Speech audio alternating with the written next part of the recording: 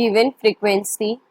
for the simple pendulum is 0.5 Hz. Now we know that for simple pendulum, frequency and time period has the relation which is f is equals to 1 by t, where t is the time period. Now further, if this is the time period, this is frequency, then we have for simple pendulum,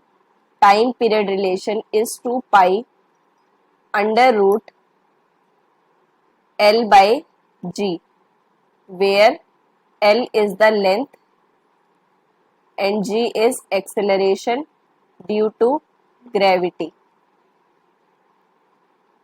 So if these are the conditions given to you, now let's say if this is the frequency that given to us 0.5 Hz, so T is what, that